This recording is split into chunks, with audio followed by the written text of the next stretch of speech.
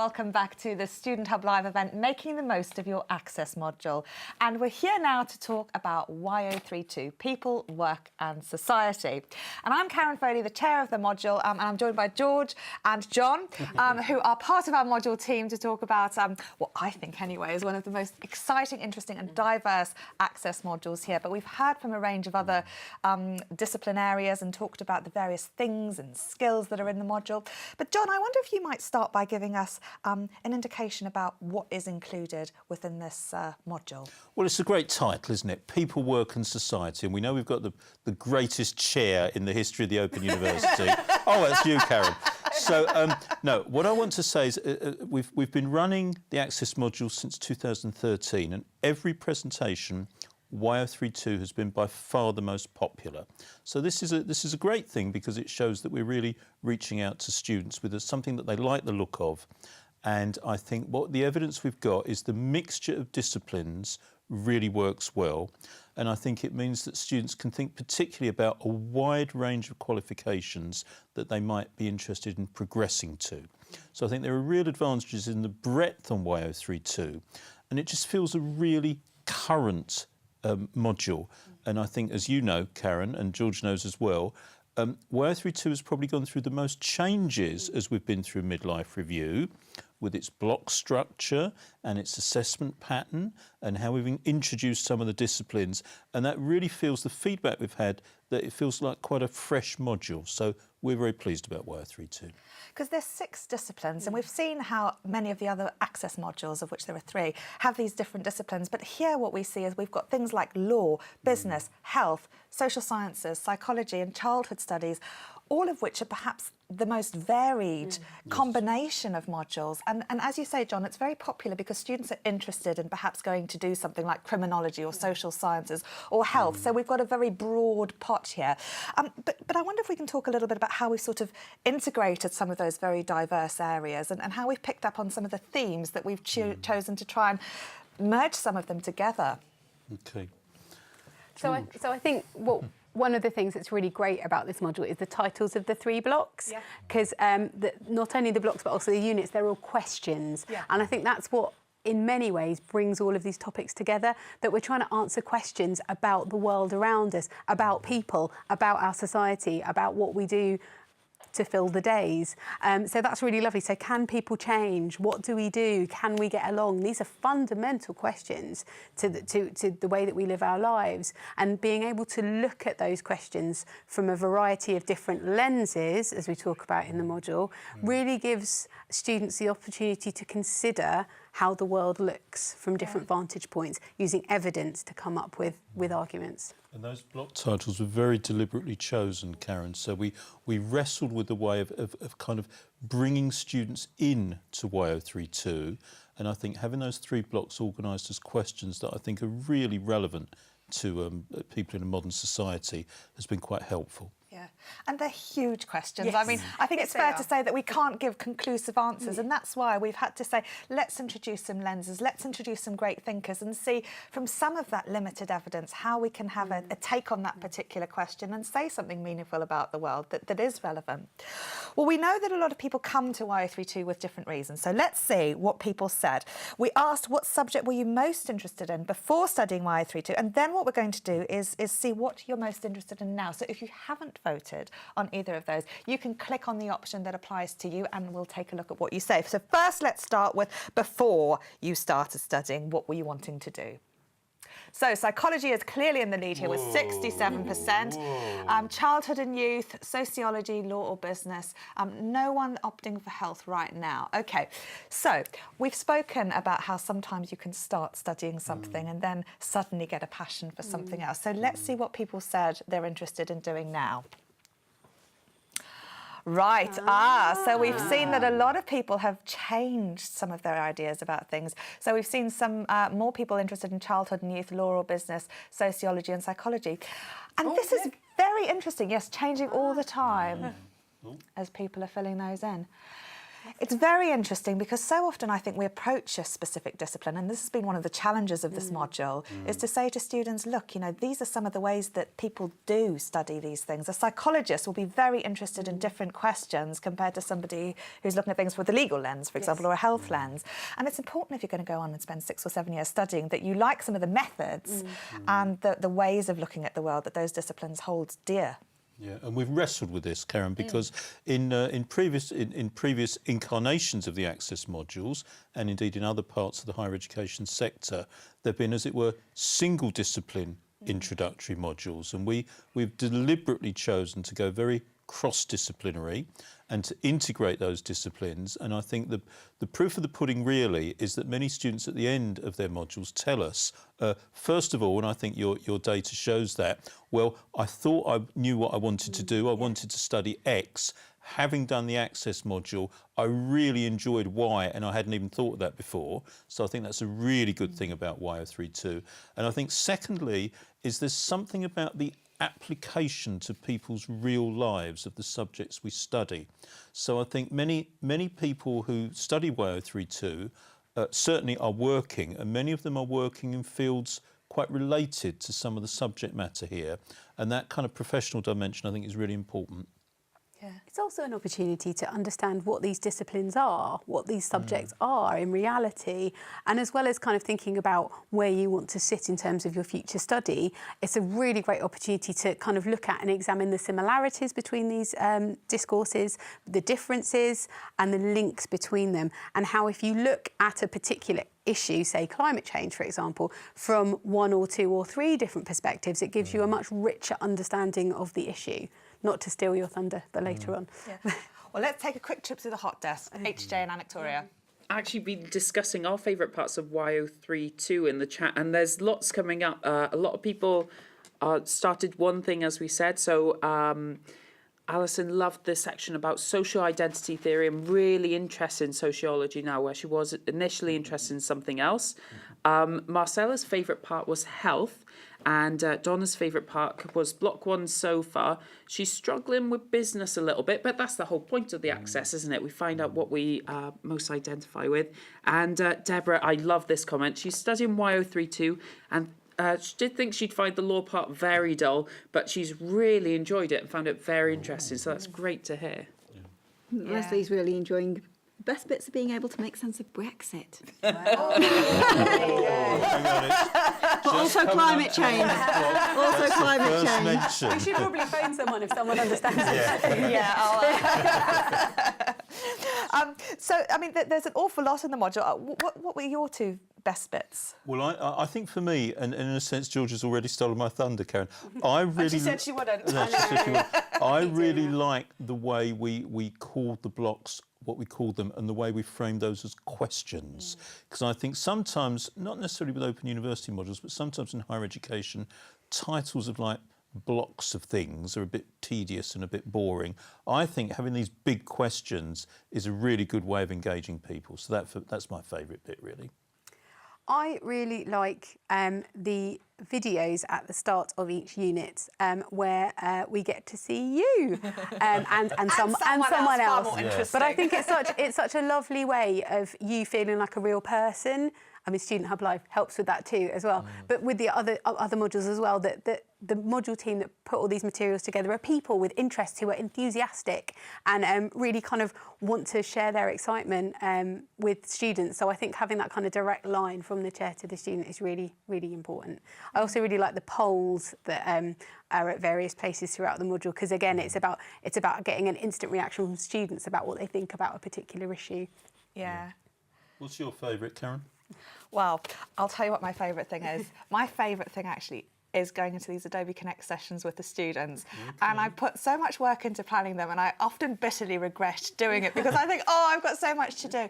And, you know, we get to these sessions and we have the most wonderful chats and conversations, and everyone says such nice things to each other, and they all have brilliant ideas and tips. And sometimes people give amazing pieces of advice to other people, and then they go, oh, I didn't think I was doing that well. And you think, but you are, because you've just shared something so incredible and so useful, and someone else has gone to take that up. And they're wonderful spaces. So I love being with everybody in those sessions. But the thing I like about the module more specifically, and perhaps this might appeal to who was it talking about business things, is that sometimes, you know, we have to sort of study things that we don't necessarily want to study. And what we tried to do with this module was pick up on something that had a worth. So even if we were talking about accounting, or even if we were talking about climate change, or whatever it is that you think, oh, maybe I'm not so interested in that sort of thing, we were trying to make it have that application. So you could go and do your budgeting, go and delegate to your family the dishes or this, that and the other if we were talking about management. And there hopefully is something in there for everyone, even if it's maybe not the subject area that they want to study. Because again, these skills are so useful. Yes. And in higher education, sometimes you do have to challenge yourself and to engage with a topic that might not immediately appeal to you. I remember my one was Milton.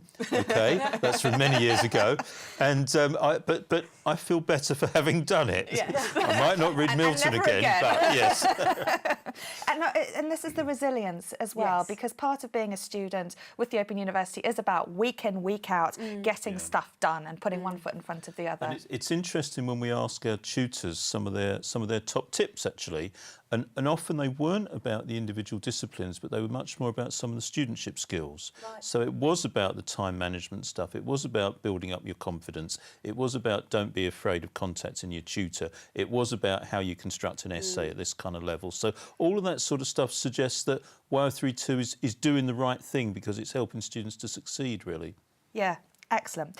Now, the other thing that we do, which students just happen to do by default, but is a massive skill, is learning online. And you've spoken about some of the polls and various things that we've got online, but very often people say, I haven't studied for a long time, let alone been on the internet, or let alone done any of these sorts of things, and can promote a lot of anxiety. But George, the way that we've done this hopefully should be quite seamless, and you can't break the online environment. You can't. That we know about yet. You can't. But don't take that as a challenge. But no, you can't. I mean, what I love about Block 2 and Block 3, which are now completely online, is that we've integrated the use of the forums much more into the learning. And I think that's something that you can't do with a book in quite the same way, so that we're sort of really trying to make the most of the community of learners that are out there. And we already know that the forums are a fantastic space for mutual support and kind of confidence building, but where we're offering opportunities to talk about specific real subject matter, either in the tutor group forums or the module forums, I think that's a real asset to online learning. I think the quizzes that you find throughout the units are really good opportunities to just kind of stop and test yourself, really good kind of devices to check you've understood a specific model or technique or the message from an expert.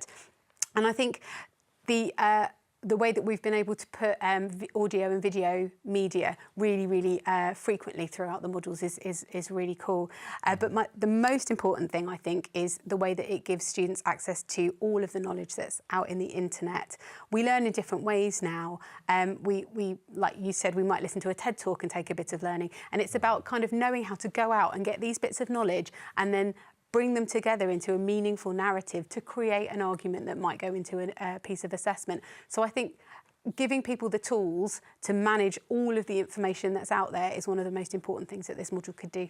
Because we are learning in different ways, and we're picking stuff up, and like you say, it's no longer just getting a book and highlighting it and writing notes. It's saying, what is happening around me? What does this newspaper article say? Yes. Where's the truth in that? And what's that based on? And it's this questioning of the world, isn't it? I think it is, and also we've been able to move away from, the Open University to some extent used to be guilty of this, where you'd have your print material, but then you'd have your cassette tape. Yes. Young people ask older people what a cassette tape was, or a video cassette or something. So you'd have to put your book down and go and engage with that. And I think the lovely thing we've done with Y032 is embed some of that film into the text, embed the interactive activities in. So hopefully it's a more seamless learning journey. OK, great. Now, the other thing I really wanted to talk about is this idea about interdisciplinary thinking and learning. And I think one of the things that I love in particular about Y032 is that when you segment things into discipline areas, you think actually the criminologists do similar sort of things to the psychologists and this, that and the other. So then who's got the methods, who's got the ideas? And you can't just go, well, we're doing this, we're doing that, because people use similar sorts of things in different disciplines or complementary things. So John, why is this whole idea about being mindful of this interdisciplinary way of looking at things, these different lenses, important, both in the module and more generally? I think it's really important because, let's be frank, subjects and disciplines are an entirely arbitrary historic construction. Yes. Okay. In the 18th century, subjects started to be developed for school curricula and for universities, and they were bounded, and academics developed their interest in particular ways. It doesn't have to be like that. And I think we all recognise how complex the modern world is at the moment. We recognise the challenges in society and the problems that come to us as individuals and for countries and wider societies. And those problems are not going to be solved by a slavish devotion to studying a single discipline. So the kind of approach I think we've taken on Y032 is really enlightening. So if we take, for example, the idea of a different lens, we could look at your shoes, Karen, and we could take a I always lens. have some shoes. We could take a business lens on those, couldn't we? And think about how that's a very attractive, very modern, very contemporary pair of shoes. Might be quite expensive, I don't know. You might buy them online, etc., etc., etc. We might take a health perspective on these, look at those vertiginous heels and think, what on earth are you going to do with those? We might think about childhood. Maybe kids are wandering around in their mum's shoes and they want to wear them to school, and maybe that's not considered a good idea. We might look at the aesthetics, we might look at the sociology of shoes, etc., etc. All of these are valid lenses, and I think if you focus just on a single discipline, you're going to miss so much of the story. The shoes is a silly example. Brexit's a really silly example, but wider society and the problems we face, and we're going to talk about climate change, for example, and fake news next week, aren't we, George? I think these are really important things to bring different lenses to. It's how we start learning when we're kids.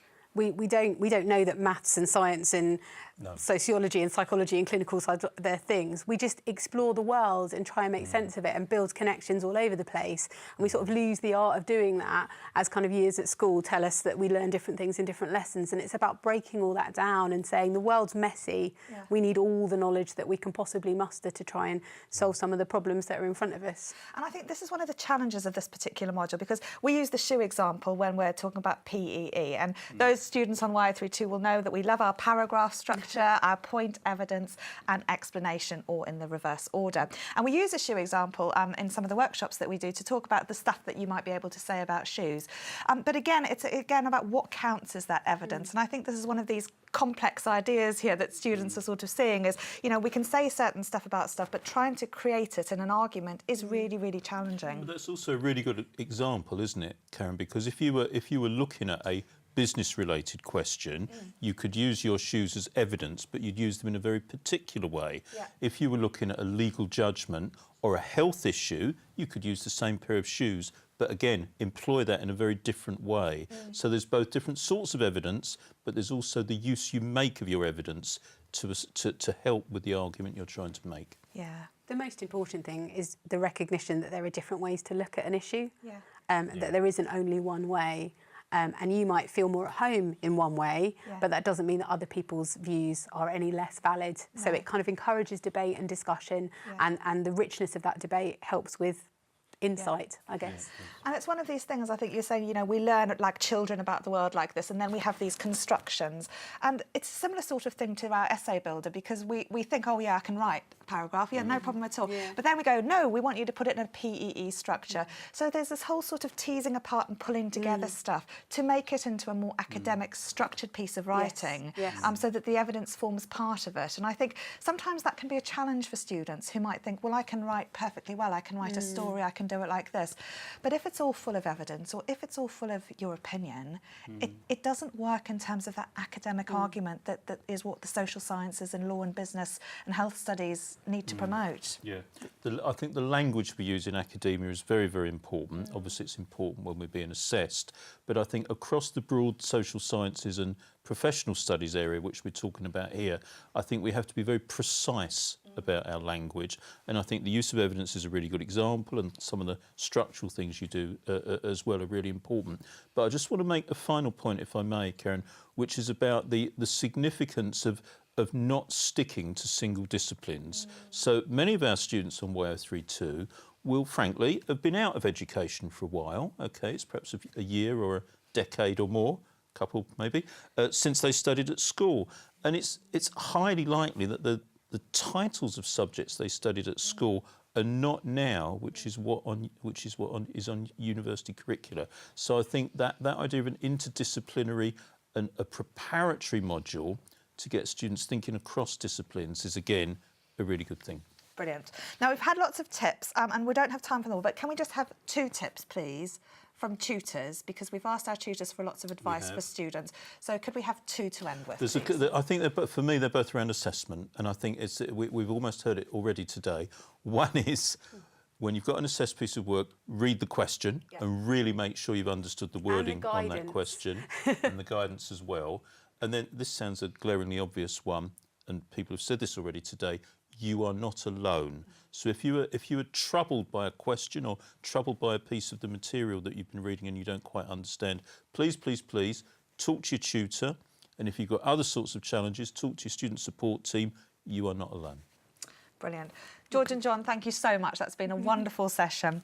OK, we're going to take a trip to the art desk at the start of the next section, but we're going to show some videos before we come on to our final part of the programme, which is about reflection. And we're going to show you a video from Patrick, who's sent us a student video, a campus tour, which is about learning together, and Rebecca's student video as well. And then we're going to end our day with a section about reflection. So I'll see you very soon for that.